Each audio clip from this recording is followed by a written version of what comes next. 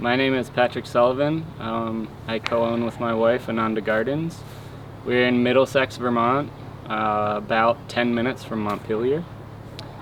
We're working towards about 1.5 acres of production. I think this year we had 1.25 acres. We're just adding one more greenhouse now that'll get us up to 1/4 acre of greenhouse space, 1 acre of permanent beds outside, and then we do 1/4 acre of winter squash that we can move around.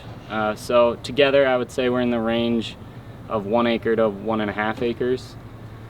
Our sales this year will be from the $175,000 range. We do 150 CSA members in the summer. We also do a spring CSA and a fall CSA. Spring CSA we had 40 members, and the fall CSA we have 100 members. So we're doing CSA from April until Thanksgiving. In the past, we've had at least a third of our sales restaurants because we're so close to Montpelier. That's really changed this year. Restaurant sales have really dropped, and we're doing much more CSA. Yeah, before we were doing 2/3 retail with our CSA and 1/3 wholesale, maybe even pushing a half wholesale, a half CSA. And this year I haven't looked at the ratio yet. It maybe hasn't changed as much as we thought because we're still selling to Farmers to You, and their business has really taken off this year. But I think it's dropped more like 80 to 90%. We're doing retail through our CSA, and 10 to 20% we're doing wholesale to Farmers to You primarily. We have been on this land for 4 years, and this is our 5th year farming. We started off on leased land a mile or two away from here. When we got the property, it had an old dairy barn from the 1950s and an old farmhouse that was kind of shambled together. After kind of the expense of buying a piece of land, we did not feel comfortable taking out more loans to just level everything and start again, which there are some serious benefits to being able to do that if you can, but we were in a situation where we had to modify and work with what we had without a huge lump sum of capital right from the beginning. So we chose to kind of have a vision of where we're at now 4 years later and work towards that every year. So this is where we wash and pack our vegetables. The foundation of the barn was in good shape. The roof hadn't moved. So that also, if the more structural members of the barn had been damaged, that may have made us take another decision. But we basically just started, because the foundation was good, we took out all of the milking equipment that was still in there and cleaned it out really well. We had to rebuild some of the exterior walls, which aren't load bearing. I guess these side walls are load bearing, but the ends weren't load bearing. We put some beams, basically we supported the barn a little bit better to be able to rebuild the exterior walls, and chose to, rather than try and expand at once into the whole barn, because when we started we had a relatively small CSA base. We were still just starting up. We really chose to focus on about 1/3 of the barn, a 25 by 20 foot area more or less, and insulate it really well to give us a comfortable place to work in pretty much year round. So that is what we chose to do. And now we're starting to expand into the rest of the barn. It was really just until this year, the 4th year, that we cleaned out even the rest of the barn and started modifying it for our use. One thing to note, that had we built our own wash pack station from scratch, we probably would have located it closer to the center of our farm. This is a nice central area of the farm. We all kind of congregate here, but still most of our production gardens are over here. Most of our greenhouses are over here. So we do have to haul all of our produce right now with garden carts. In the future we may, opt for a little cargo golf carts, but we focus on a lot of lighter weight crops. So it's not a make or break for us, but it would, if you were starting from the beginning, I would recommend just locating your central hub as close to the middle of your farm as you can, especially on this scale where you're not using trucks and tractors to haul in pallets of things. We just got a barrel washer this fall. We primarily do our roots bunched and just on a spray table, but for fall carrots and beets, it's been a huge help. It's just sped up the process from hand turning all of the topped roots to having them in a barrel washer has sped up the process, kept everyone's hands warmer. So that's been a nice recent addition, just a used barrel washer. So we bring all of our produce it generally is coming through this door, or there's another man door. We have a hand washing station, so especially important now with COVID, the first thing that everybody does who comes from off the farm who works here is just immediately wash hands.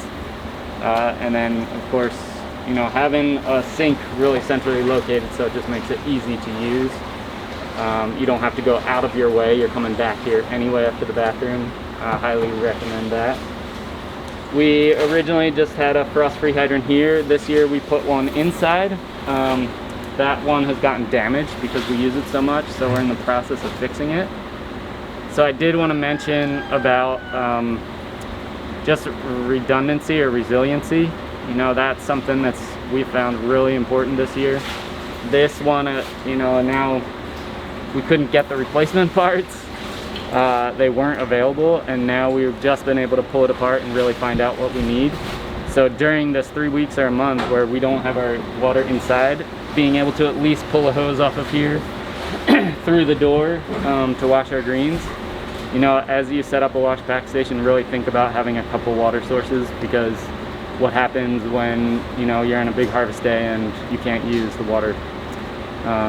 So it's not ideal, but at least we can pull water off of here. So we bring our produce in here. We decided to go with like fixed opening doors rather than a garage door, because the opening is a weird size because of the roof, and also doors that can close and seal just let so much less cold air in. So it was also a decision for the insulation of this space. It could be 20 degrees outside early in the morning, and this place doesn't even need heat. It's just comfortable because there's 10 inches of insulation or so on the walls.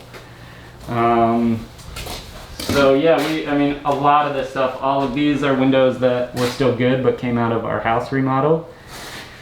This was a double pane window that we picked up off the side of the road, as well as this door in the front of our wash pack station, another window that we were given. So we've used been able to incorporate a lot of good materials, but that we didn't have to purchase. We got this, well, here's our frost-free hydrant. The little stopper or the plunger broke. So, in the times of COVID, it's actually been pretty tricky to get some parts. The manufacturer didn't have any repair kits for this for at least a couple weeks. So usually we have frost-free water coming right up into here. Then we have a float stop, so we can just go and do our harvesting while we're filling this. We've tried kind of a bubbler system with a jacuzzi pump that will just pump air into it, and we found that spinach is really the only crop that stands up to the force of the water. There's no way. This one was the smallest model we could get, and still with our salad greens they're just too delicate. So we find that our greens are either coming from greenhouse where they're not getting rained on, or they're coming from outside where they're under row cover. So they come in most of the time pretty clean, and then we just give them one really nice wash in here, and then they come into our spinner. This was just something that I saw on the internet and I really liked the design. It's a cutting board with a hole for where it goes into the spinner, and then just some stainless steel screws. You need to make sure that they don't come through here. The first one we made, the screws came right in. It wasn't a huge deal, but it did damage some of the greens on the bottom some. So we will often be grabbing stuff with a strainer. They come in here. Then they come into our salad spinner. And we're able to spin our greens really well, get them really dry. I think that's been the biggest, refining our process with the greens has probably been the biggest improvement we've seen. Just getting, you know, every single chance while we're harvesting, we're looking for any leaves that are yellowed.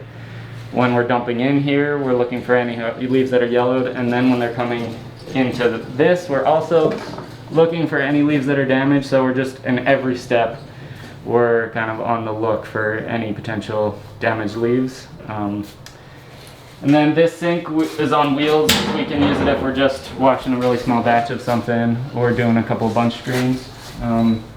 Things come over onto this table and they're weighed and bagged here. I'd say one part of having good light coming in is you need to make sure your vegetables stay in the shade. That makes a huge difference. Even in November, if they're sitting baking in the sun for a half hour while we're harvesting something else, I mean, it's just a big difference in quality. We do use the quick cut greens when we can, or we harvest things like spinach by hand. So our greens come from here, generally get mixed into a tote. We have, these are kind of our post-harvest totes, and then get bagged in just a simple Ziploc. We have searched for compostable bags and still haven't found anything that we really liked, but this is kind of a compromise. It's more expensive than just a regular poly bag, but at least it can be reused. Now it can be reused 3-5 times, so we really encourage our customers to just rinse it out and then keep all the other vegetables they get from us in these, because that way, you know, kale or chard, you break the stems off, put it in here, and it'll last a week in a fridge easily. So that's been our compromise for now. We're still looking for a really good compostable bag. The problem we've had is that they're just so breathable, that the greens, rather than lasting up to a week or 5 days at least, but usually a week, they would be done in a couple days, because there's so much air passing. They're so breathable.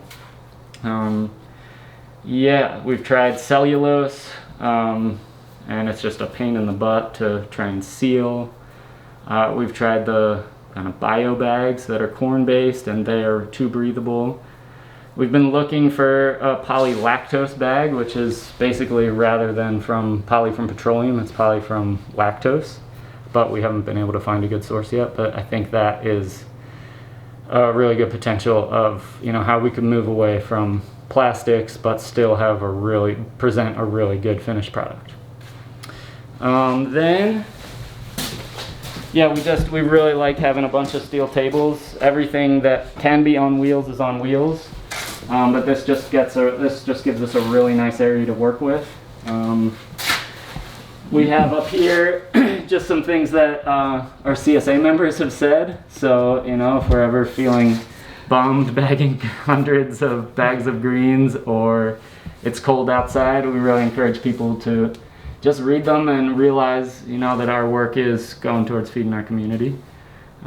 So try and create as healthy of a workplace as we can, and share positive feedback that we get.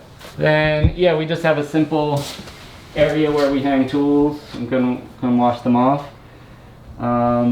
Have some of the things that we use the most up here, and then store other things in the rest of our barn. But we really try and keep this space kind of as clean and with as least clutter as possible. That way we can clean it really well when we go to kind of sweep everything up. And it just also goes towards making a nice place to work. So this is the area of the barn that we're expanding into this season. These are, you know, we store wax boxes in a corner, they get built up, and then our greens go into them. We were able to put a staircase right upstairs, so we dry our garlic up there, and it can be storage during the winter of things that we don't need.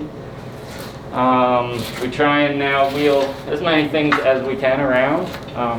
Just in the first years of a farm, inevitably you're kind of like lifting everything, and even though a significant amount of what we grow is on the lighter side, we still really to to avoid fatigue, to avoid, both physical and mental fatigue, just like any way you can not lift things more than once, we try and look for.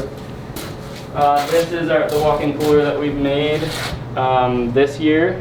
It's really, we've just got it ready in the last month. We were able to just break this part of the concrete out and build a little ramp up to it. The other option was breaking this whole pad out, which would have just been such a bigger expense. We also got a bigger door. We special ordered this door. It's 4 feet wide. Usually the doors that you can get that are in stock at Building Supply or Home Depot are 3 feet. This is just a bit wider, which is really nice because so many things are coming in and out of here.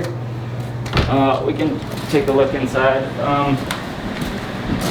Again, we just insulated it a couple times as much as a lot of people are insulating CoolBot rooms because we want to use less energy. And even, on these nights that got down to 18 degrees outside, we didn't have any heat in here yet.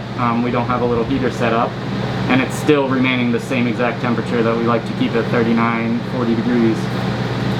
So these are a lot of our storage roots now that we'll sell in the coming months. And I made it a little bigger. The other one that we've been working with is 8x8. It just felt crammed, and we wanted to make this one bigger just to be able to work into it, and we're already kind of filling it up. But I'd say, I think it's smart to plan like 1 or 2 years at least into the future. Make it a little bit bigger. You don't have to go crazy, but making it a little bigger than you think you might need it. Because cooler space is really valuable, and it might not be that much of a difference to keep, if it's well insulated, to keep an 8x8 space cold. This is 8x16, but say an 8x12 to an 8x16 probably isn't that much of an economic difference to keep cold, but it'll let you just have more room to work with.